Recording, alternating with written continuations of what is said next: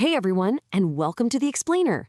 Today we are diving into Plato's Theaetetus, embarking on a massive quest for truth. We're going to unpack an absolutely fascinating 2,400-year-old philosophical puzzle that strikes right at the core of human understanding. Seriously, we are going to explore what actually happens when one of the greatest minds in all of human history tries to pin down exactly what it means to actually know something. So let's kick things off with a super simple, but honestly kind of terrifying question. How do you know you're watching this right now? I mean, you see a screen, you hear my voice, but what if you're dreaming? What if you're quite literally just a brain in a jar receiving simulated signals? It sounds like total science fiction, I know, but this deep question of reality is something we actually wrestle with every single day. Just think about your modern life for a second. When you're mindlessly scrolling through your phone, how do you distinguish between an objective fact and the absolute barrage of personalized algorithm feeds that are just pushing opinions and misinformation right onto your screen? In a world that is completely saturated with conflicting opinions, figuring out what knowledge actually isn't just some boring academic exercise. It's a critical survival skill. And to figure this whole mess out, we're turning to Plato's famous dialogue, the Theaetetus. Now, Plato doesn't just hand us a dry, boring textbook here. He gives us a profoundly human story. The dialogue actually kicks off with a framing story set in the city-state of Megara. A brilliant young soldier named Theaetetus is being carried home from battle, and he's dying from his wounds and a devastating disease. His friends sit down to read a scroll that records a conversation Theaetetus had with Socrates years earlier, back when he was just a teenager. This really proves that our journey today isn't just some abstract word game, you know? It's a deeply human exploration undertaken by real people who lived, fought, and died. Okay, so the scroll takes us back in time to an Athenian gymnasium. Socrates meets this young, brilliant kid, Theaetetus, who famously happens to look exactly like him, complete with this flat snub nose. Socrates wants to figure out the single unifying definition of knowledge. But when Theaetetus struggles to answer, Socrates reveals his big secret. He considers himself an intellectual midwife. See, Socrates claims he possesses zero wisdom of his own to just hand over, none. Instead, his job is to help young men give birth to their own ideas, and then ruthlessly test those ideas to see if they're living truths or just false, hollow illusions, or as he playfully calls them, wind eggs. Feeling pretty encouraged by this whole midwife setup, Theaetetus throws out his very first definition.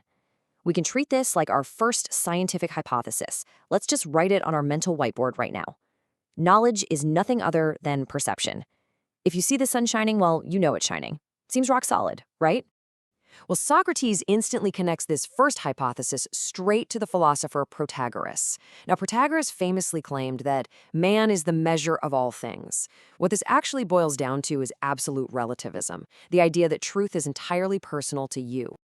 To break this down, Socrates uses this perfect everyday example of the wind, building on Heraclitus' idea that everything in the universe is in a state of constant flux.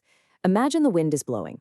If person A is shivering, the wind is genuinely cold to them. If person B is sweating, the wind is genuinely mild to them. If knowledge is truly just perception, then whatever you perceive is perfectly true for you. Under this theory, there is zero objective reality. There's only the subjective experience of the observer. But come on, Socrates isn't just going to let that slide. He poses a hilarious but incredibly pointed objection. He asks, if all perception is truth, then why didn't Protagoras say a pig, or my personal favorite, a dog-faced baboon, is the measure of all things? Because if everything you perceive is just automatically true, then a baboon's perception of reality is exactly as valid as a human's. Furthermore, why would anyone ever pay Protagoras to teach them anything if their own opinion is already perfectly true? This absurdity ultimately builds into a devastating logical trap known as the paratrope, and it completely dismantles the idea of absolute relativism. Think about it. If Protagoras says all opinions are true, then he has to admit that the opinion of his critics, who say he's completely wrong, must also be true. By his own logic, the theory literally destroys itself. Plus, Socrates points out this really brilliant distinction. We don't see with our eyes, we see through them. The senses are really just raw physical windows. It's the mind itself that has to synthesize those inputs to actually understand abstract concepts like existence or difference. Since knowledge requires that kind of deep mental reasoning, it absolutely cannot just be raw physical sensation. And with that, our first formula collapses. Perception is just another wind egg. But hey, Theaetetus doesn't quit easily. He learns from the whole midwifery process and proposes a second, highly promising attempt. Knowledge is true belief. If you believe something in your mind and it actually aligns with reality, isn't that knowledge? Okay, so there's a catch here. Before we can accept this, we've got to solve a seriously bizarre puzzle. To truly understand belief, we must first figure out how the human mind makes mistakes. Think about it. If you know something, you can't mistake it. And if you don't know something, you don't even have the concept in your head to mistake it in the first place. So, how on earth is it even possible to hold a false belief? To solve this, Socrates hits us with the absolutely stunning wax tablet metaphor. Imagine your memory is a block of wax. When you see something, you stamp the image right into the wax. A false belief happens when you have a clumsy mismatch. Let's say you see a shadowy figure in the distance. You have a clear memory stamp of your friend Socrates, but in the bad light, you accidentally stamp the incoming visual perception of a totally different person onto Socrates' imprint. The quality of your mind just depends on your wax, whether it's pure and deep or hard, wet, and dirty, blurring everything together. But wait, what about mistakes we make purely in our heads without any physical perception at all? Like, say, doing mental math and thinking 5 plus 7 is 11. Socrates shares the aviary analogy for this one.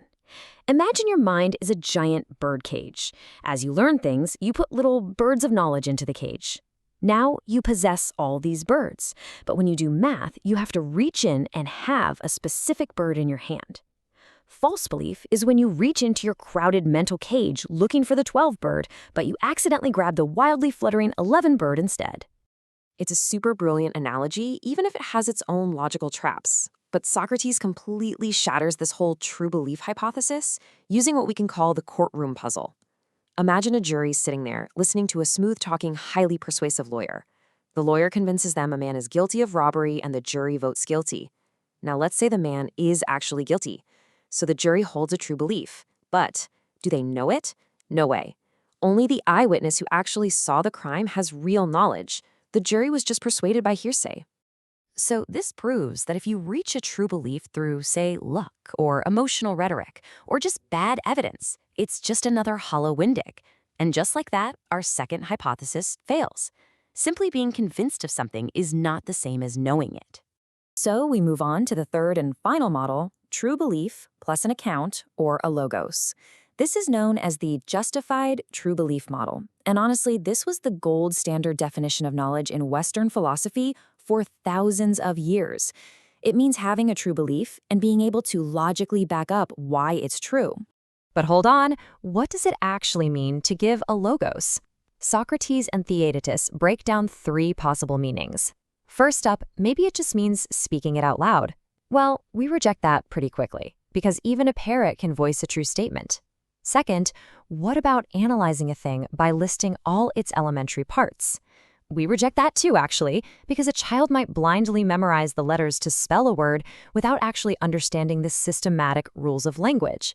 That leaves us with the third and best candidate, finding the distinguishing mark that sets a thing apart from literally everything else in the universe. And this is where we run straight into a hilarious, inescapable, logical circle.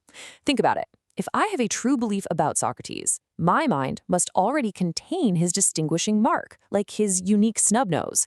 If it didn't, I'd just be thinking of some generic human. So if knowledge is a true belief plus the distinguishing mark, we are basically saying you have to add the distinguishing mark to a belief that already has the mark. We're using the very thing we are trying to define inside the definition itself. It's a total logical dead end. I mean, we just watched the dramatic collapse of what was considered the absolute gold standard definition of knowledge. Now, I get it. You might be feeling, frankly, a little frustrated right now. We've spent all this time, we've failed 3 separate times, and we still don't have a neat, tidy definition of knowledge to put on a shelf. But I want to completely shift our focus here, because this failure, it's actually the true hidden prize of this entire inquiry. By hitting this intellectual brick wall, Socrates, Theaetetus, and Theodorus have entered a state the ancient Greeks called aporia, an impasse, a state of utter puzzlement. But this isn't a bad thing.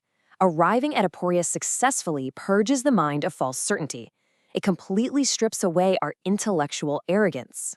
Socrates essentially tells the young guy, look, because we cleared out all these illusions, if you ever try to form new thoughts, you'll be filled with much better things. And if not, you will be a gentler, more humble person, because you will have the profound wisdom not to think you know what you do not know. And honestly, the tragic irony of this entire story is that immediately after gifting this beautiful, humbling intellectual midwifery to a bright young citizen, Socrates leaves to face the Athenian court, where he will be executed for corrupting the youth. This 2,400-year-old journey is, incredibly, more relevant today than ever. When you ask an AI a question, does it actually know the answer, or is it just blindly pulling statistical birds out of a massive aviary? When you look at your highly personalized social media feeds, are you falling into Protagoras' trap, actually believing that whatever you perceive is absolute truth? The next time you feel absolutely 100% certain about a controversial topic online, I want you to imagine Socrates sitting right next to you, challenging you to ask, is your belief a living truth, or is it just a windig? Please like and subscribe.